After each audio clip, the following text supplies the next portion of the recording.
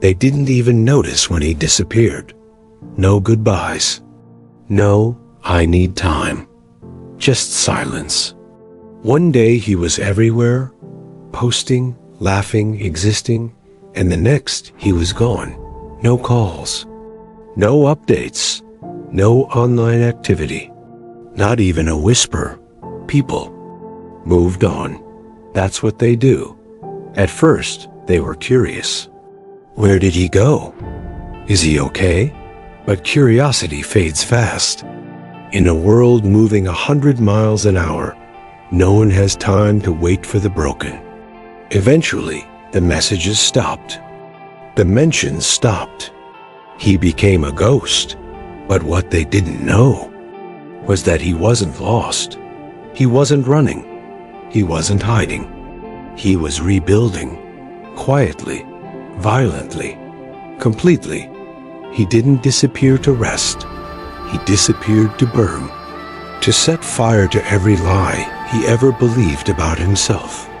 To destroy the version of him that was too scared, too broken, too tired to fight.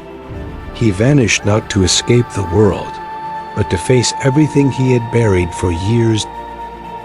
What they saw as disappearing was actually warfare.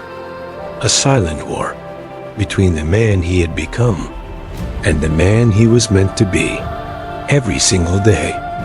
For 6 months, he went into battle with his demons, with his past, with the pain that people thought he'd forgotten. He woke up to silence. No validation, no comfort. Just him. And the darkness he refused to keep running from. He cut the noise. Cut the people. Cut the excuses. No distractions. No pretending. Just raw, unfiltered truth. And the truth? It wasn't pretty. He was broken. Angry. Disappointed. Not at the world, but at himself.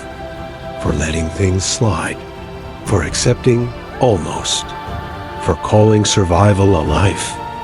He knew that if he didn't destroy the weak parts of him now, they would destroy him later.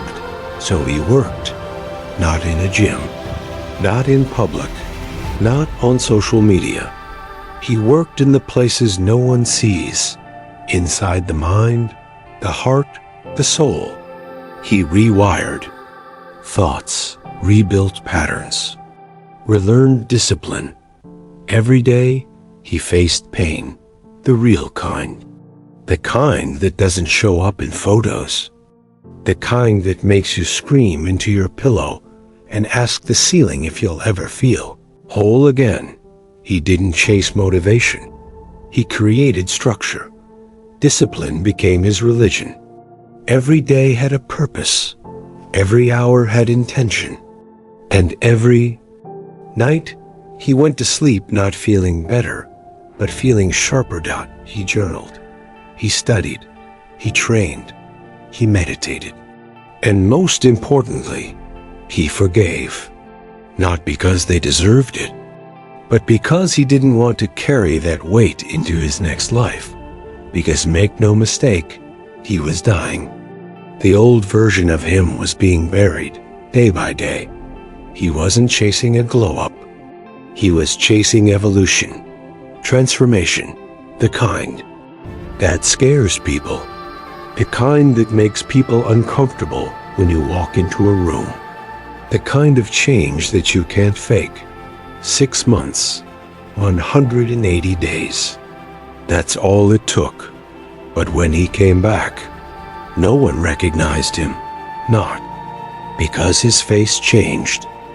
Not because he wore designer clothes or posted comeback selfies. No, they didn't recognize him because his energy was different. His silence was louder. His presence felt heavier. His eyes didn't look for approval anymore. It looked through people. He walked different, sat different, spoke different. And most importantly, he didn't explain. No announcement, no long captions, no dramatic posts, just existence. Refined, grounded, unshakable existence. People didn't know how to react. Some felt inspired. Some felt threatened. Some felt guilt. Because deep down, they remembered how quickly they forgot him when he needed them. But he didn't come back for them. He didn't come back to be understood. He came back for himself, because there comes a point where you stop needing to be seen, and you start needing to see yourself again. He didn't rise to prove them wrong. He rose to prove to himself that the fire still existed, that he could disappear, burn, and come back made of steel. He became the kind of man who doesn't speak unless he means it, doesn't move unless it matters, doesn't settle unless it aligns. He doesn't chase people anymore. He doesn't chase feelings. He chases purpose. He chases peace. Because once you've sat in silence for 6 months and faced your own mind, without running, you stop fearing the world that you see through people, through patterns, through games. He doesn't react like before. He's calm now, not because life is easier, but because he is stronger. And the funny part? The world thinks 6 months is a long time, but he knows that was just the beginning. The real work continues, quietly, daily. While everyone's watching reels, he's reading. While everyone's out partying, he's planning. While the world consumes, he creates. Because the man who disappeared is dead, and the man who returned, he's unrecognizable for a reason. And here's the part you need to hear. This isn't just a story about him. This is about you. Because maybe, just maybe, you're at that point too. The edge, the exhaustion, the heaviness you can't explain, the noise, the pressure, the emptiness no one sees. And maybe it's your turn to disappear. Not forever, not in a sad way, but disappear into the version of yourself that's waiting to be built. Cut the noise, log out, turn inward, face the parts you've been avoiding, the fears you've buried, the laziness you've excused, the relationships you've outgrown, the lies you've been telling yourself. Disappear not to escape, but to evolve. 6 months from now, who will you be? That's the question you should wake up with. That's the thought that should haunt you. Not, what if I fail? But, what if I stay the same? Because if you're hurting, if you're stuck, if you're lost, don't wait for a sign. Be your own sign. Your own wake-up call.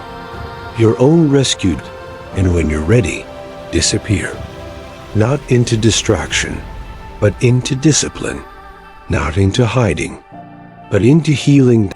And when you come back, don't announce it. Don't explain it.